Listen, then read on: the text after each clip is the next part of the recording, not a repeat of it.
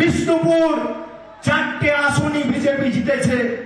আমাকে গরিব মানুষ রাস্তায় বৃষ্টিতে ঝড়ে রোদ্রে দাঁড়িয়ে বলেছে, বাবা 2 বছর ধরে বাড়ির জন্য নিবেদন করছি, বাড়ি পাচ্ছি না গো, কিছু একটা ব্যবস্থা করো। বৌদিরা রাস্তায় দাঁড়িয়েছে, আমাকে বলেছে হাত ধরে মাথায় আশীর্বাদ করে যে বাবা সরষের তেলের প্রায় 200 টাকা লিটার, 3 টাকার ডিম, 6 টাকা, 170 টাকা পাতিলেবু, রান্নার গ্যাস 1100 টাকা, চিনির দাম 3 গুণ, 120 টাকার চা পাতা 280 টাকা। দিদিকে একটু বলো না লক্ষ্মীর ভান্ডারটা যদি বাড়ানো যায়। আমি বললাম, মা তোমাদের কথা আমি জননেত্রী অব্দি পৌঁছে দেব, তারপর কি সিদ্ধান্ত তিনি নেবে সেটা তার উপর ছেড়ে দিন, কিন্তু বিশ্বাস আর আস্থাটা দয়া করে রাখবেন। আজকে আপনাকে আমি বলি, আমি 2 মাস রাস্তায় ছিলাম, কুচবিহার থেকে শুরু করেছি কাকদ্বীপ অব্দি। 2 মাস একদিন বাড়ি যাইনি। ঘর পরিবার, মা বাবা, ছেলে মেয়ে, বাচ্চা, সংসার সব ছেড়ে মানুষকে কথা দিয়েছিলাম, নিজের অধিকার সামনে রেখে ভোট দিন, আপনার অধিকার থেকে আপনাকে কেউ বঞ্চিত করবে না। আপনারা 100 দিনের টাকাকে সামনে রেখে ভোট দিয়েছিলেন। আজকে মায়েরা, দাদারা হাত তুলে বলুন 100 দিনের টাকা পেয়েছেন কিনা, বলুন পেয়েছেন কিনা।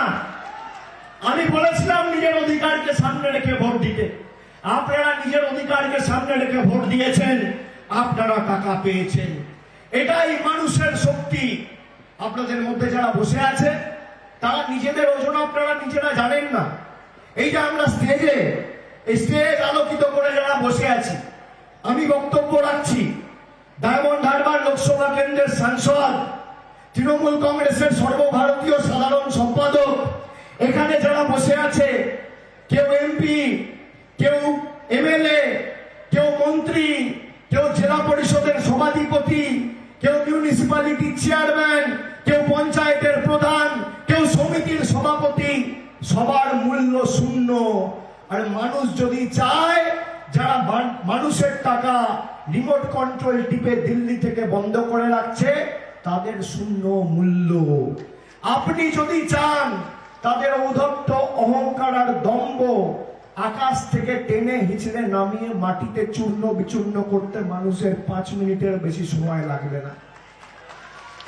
আপনারা ভাবেন আমার একটা ভোটের কি দাম, ভাবে না যে আমার একটা ভোটে কি পরিবর্তন হবে, কি হবে আমার একটা ভোটে। সরকার তো পাল্টাবে না, বিধায়ক তো পাল্টাবে না, সাংসদ তো পাল্টাবে না, কেন্দ্র সরকার তো পাল্টাবে না, আমার একটা ভোটের দাম কি। আমি আবার আপনাকে বলছি, যাকে ইচ্ছা তাকে ভোট দেবেন, খালি নিজের অধিকারটাকে সামনে রেখে ভোট দেবেন। আমি কেন বলছি জানেন এই কথা? 5 মিনিটে এটা 3 বার বললাম। কেন বলছি? আজকে আপনারা বলেন আমার বাড়ির টাকা বন্ধ, আজকে আপনারা বলেন যে 100 দিনের 2 বছর ধরে টাকা বন্ধ করে রেখেছে, আজকে আপনারা বলেন রাস্তার টাকা বন্ধ করে রেখেছে। আপনারা বুকে হাত দিয়ে বলুন তো 2019 সালে আপনারা নিজের বাড়ির অধিকারকে সামনে রেখে ভোট দিয়েছিলেন? মেদিনীপুরের মানুষ ভোট দিয়েছিল কি? রাম মন্দিরকে সামনে রেখে। আজকে ভারতবর্ষে রাম মন্দির হয়েছে 3000 কোটি টাকা খরচা করে, গরিব মানুষের মাথার উপর ছাদ হয়নি। আপনি অস্বীকার করতে পারবেন না। যেই মেদিনীপুর জেলায় বিজেপি জিতল 2021 সালে, ঠিক 2 বছর পরে মমতা বন্দ্যোপাধ্যায়ের ভোট, সেখানে আপনি ভোট দিলেন লক্ষ্মীর ভান্ডারকে সামনে রেখে। বলুন হাত তুলে লক্ষ্মীর ভান্ডার পেয়েছেন কিনা, পেয়েছেন কিনা, পেয়েছেন কিনা মায়েরা? এবার ভোট দেবেন নিজের বাড়ি আর নিজের মাথার উপর ছাদকে কেন্দ্র করে। আমি আপনাকে বলছি, আপনি আপনার অধিকারকে সামনে রেখে ভোট দিন। ভারতবর্ষের যত বড় নেতা হোক, সে প্রধানমন্ত্রী হোক, রাষ্ট্রপতি হোক, কেন্দ্রীয় মন্ত্রী হোক, মুখ্যমন্ত্রী হোক, রাজ্যপাল হোক, বিধায়ক হোক, সাংসদ হোক, মানুষ যদি নিজের অধিকারকে সামনে রেখে ভোট দেয়, আপনার অধিকার থেকে আপনাকে কেউ বঞ্চিত করতে পারবে না। আর আমি আপনাকে বলছি, যারা তৃণমূলের থেকে হিসাব চাইছে, 5 বছর আগে আপনারা ভোট দিয়েছিলেন কেন্দ্র সরকারকে নির্বাচিত করতে, হিসাব তাদের থেকে চাইবেন যারা আপনাদের থেকে ভোট নিয়ে গেছে। আমাদের ভোট 2026 সালে, আমরা ভোটের হিসাব 2026-এর আগে 25-এর শেষে মানুষের কাছে রিপোর্ট কার্ড পৌঁছে দেবো। মোদিজির রিপোর্ট কার্ড কোথায়? মোদিজির রিপোর্ট কার্ড কোথায়? এই যে দিলীপ ঘোষ জিতেছিল, দিলীপ ঘোষকে আপনারা জেতার পর দিন থেকে একটা যদি আমাকে উদাহরণ কেউ দেখাতে পারে যে 5 বছরে মেদিনীপুরের এই 7টা বিধানসভায় দিলীপ ঘোষের নেতৃত্বে একটা উন্নয়নমূলক বৈঠক হয়েছে, আমি তৃণমূলের হয়ে ভোট চাইতে আসবো না। এত বড় কথা বলে দিয়ে যাচ্ছি। অন্যদিকে দেখুন, মুখ্যমন্ত্রী মমতা বন্দ্যোপাধ্যায় কথা দিয়ে কথা রেখেছে। কতবার পশ্চিম মেদিনীপুর, ঝাড়গ্রাম, পূর্ব মেদিনীপুরে তিনি ছুটে এসছেন। আজ থেকে 7 দিন আগে শিলিগুড়িতে সভা করে ভারতবর্ষের প্রধানমন্ত্রী বলেছে যে কেন্দ্র সরকার নাকি বাড়ির টাকা দিচ্ছে আর রাজ্য সরকার নাকি সেই টাকা আটকে রাখছে। আমি আপনাদের এই মঞ্চ থেকে ভারতবর্ষের প্রধানমন্ত্রীর পদ, তার চেয়ারের প্রতি পূর্ণ সম্মান মর্যাদা রেখেই বলছি যে মোদিজি, পরের বার আপনি যখন বাংলায় আসবেন, গত 3 বছরে বাংলায় আপনারা হেরে যাওয়ার পর 21-22, 22-23 আর 23-24 অর্থবর্ষে যদি নরেন্দ্র মোদীর সরকার প্রমাণ করতে পারে যে বাংলার 100 দিনে 10 পয়সা দিয়েছে আর আবাসের জন্য 10 পয়সা দিয়েছে, আমি তৃণমূলের হয়ে কোনোদিন সভা সমিতি করতে মাঠে নামবো না। এত বড় কথা বলছি। আপনারা শ্বেতপত্র প্রকাশ করুন না, কেউ তো বারণ করেনি। আপনি বলুন কোথায় যাবেন। আমি এই মেদিনীপুরের মাটি থেকে চ্যালেঞ্জ করছি। বিজেপির ছোট বড় মাঝারি নেতা, আমার কোনো অহংকার দম্ভ নেই।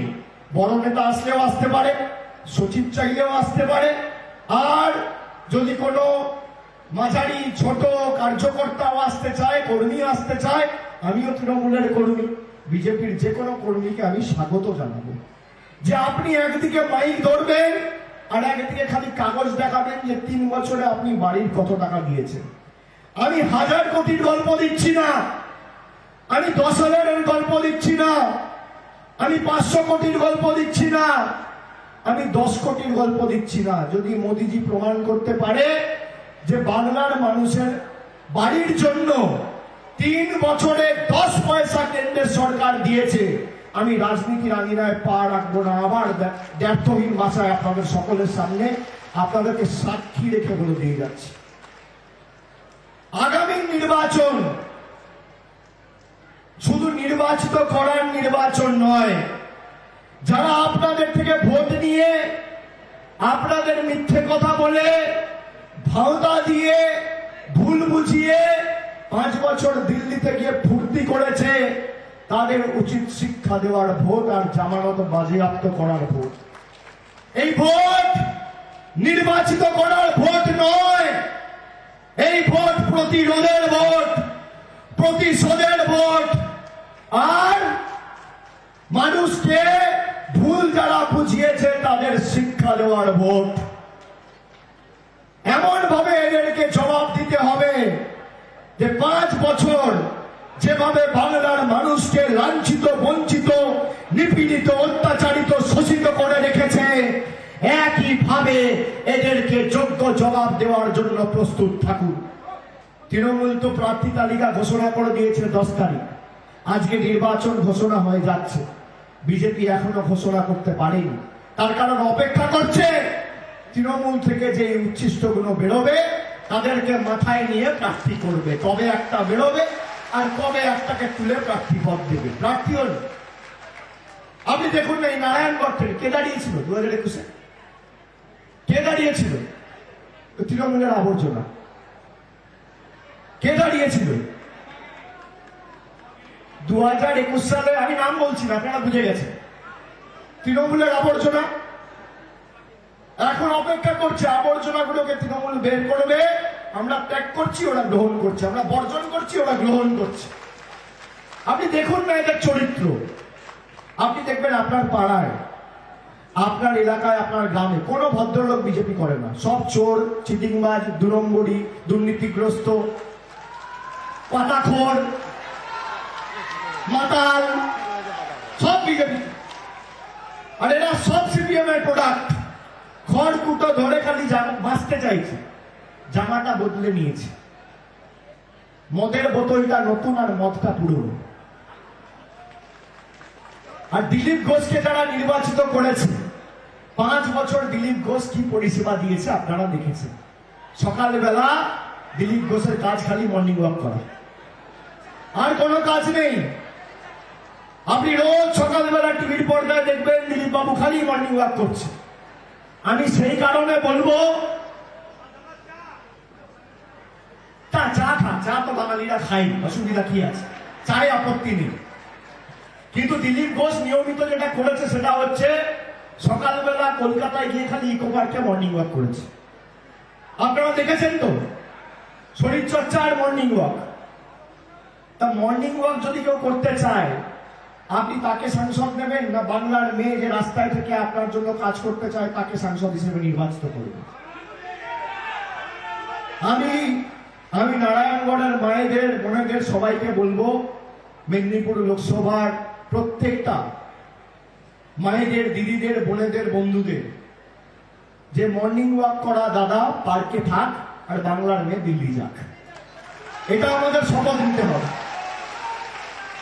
যে মর্নিং ওয়াক করতে চায় সে পাড়ায় থাকুক, পার্কে থাকুক, হেঁটে বেড়াক, শরীরচর্চা করুক, আর যে কাজ করতে চায় তাকে দিল্লিতে পাঠান।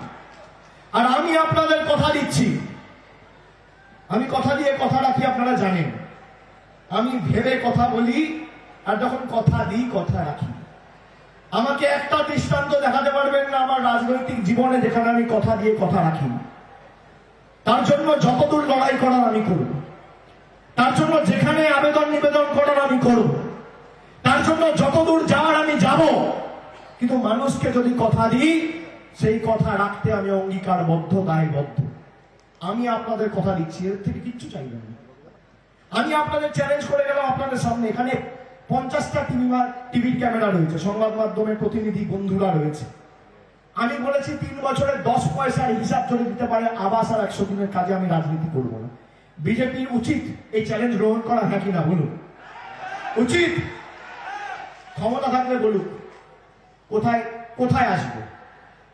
ও বিজেপির লোক, বিজেপি রিপোর্ট কার্ড নিয়ে আসুক, আমি আমার রিপোর্ট কার্ড নিয়ে যাবো। 10-0 গোল দিয়ে মাঠ ছাড়া করব। তথ্য পরিসংখ্যানের হিসেব হোক না, তথ্য পরিসংখ্যানের হিসেব হোক। পারবে না।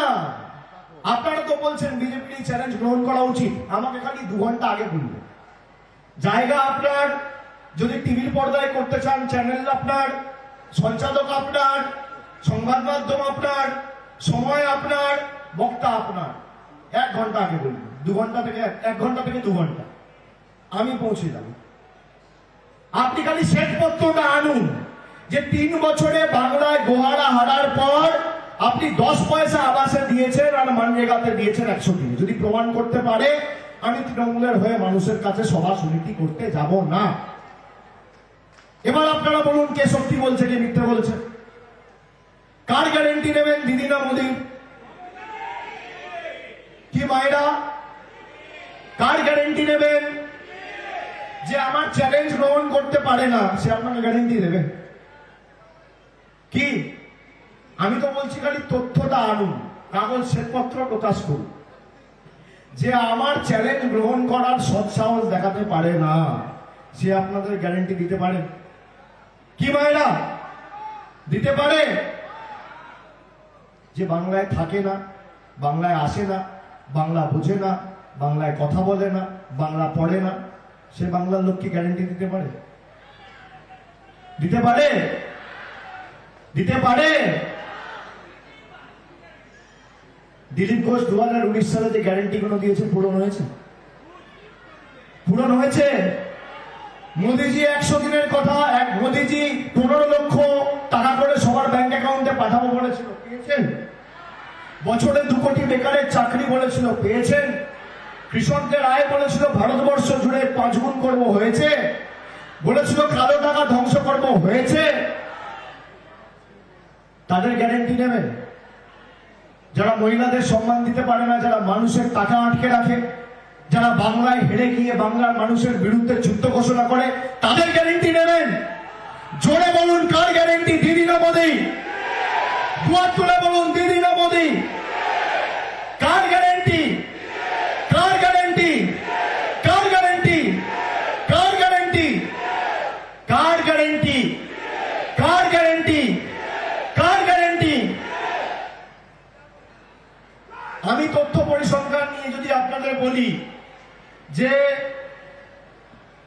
মমতা বন্দ্যোপাধ্যায়ের সরকার মানরেগা অর্থাৎ 100 দিনের কাজে যে টাকা কেন্দ্র সরকারের দেওয়ার কথা ছিল, এই গত ফেব্রুয়ারি মাসের 29 তারিখের মধ্যে সেই টাকা আপনাদের ব্যাংক অ্যাকাউন্টে গেছে। যে টাকা কেন্দ্রের দেওয়ার কথা ছিল, 2 বছর ধরে অপেক্ষা করে, এত দরবার করে, শেষ পর্যন্ত মমতা বন্দ্যোপাধ্যায় বলল, না, আমরা এদের দয়া দাক্ষিণ্য আর বেঁচে থাকবো না, আমি থাকতে বাংলার মানুষকে ভাতে মারতে দেবো না। প্রায় 282 কোটি টাকা খরচা করে 6,10,867টি শ্রমিকের কাছে 100 দিনের টাকা, 2 বছর ধরে পাওনা টাকা ইতিমধ্যেই পৌঁছে দিয়েছে আমাদের সরকার। লক্ষ্মীর ভান্ডারে, এখানে মায়েরা আছেন, শুনুন, 11,99,580টি মায়েদের, দিদিদের, বৌদিদের, 11,99,580, এই সংখ্যাটা খালি পশ্চিম মেদিনীপুর জেলার। 11,99,580 জনকে লক্ষ্মীর ভান্ডার দিয়েছে আমাদের সরকার। 18,21,814 জনকে কন্যাশ্রী প্রকল্পে আর্থিক সাহায্য সহায়তা করা হয়েছে। বিনামূল্যে রেশন 47,42,497 জনকে বিনামূল্যে রেশন দেওয়া হচ্ছে। জয় জোহার 38,499 জন লোককে আর্থিক সাহায্য সহায়তা করা হচ্ছে। তপশিলি বন্ধু প্রায় 53,531 জনকে আর্থিক সাহায্য সহায়তা করা হচ্ছে, 60 বছরের ঊর্ধ্বে যারা। ঐক্যশ্রী স্কলারশিপে মাইনরিটি ভাইদের, সংখ্যালঘু ভাইদের 11,07,253 জন ছাত্রছাত্রীকে আর্থিক সাহায্য সহায়তা প্রদান করা হয়েছে।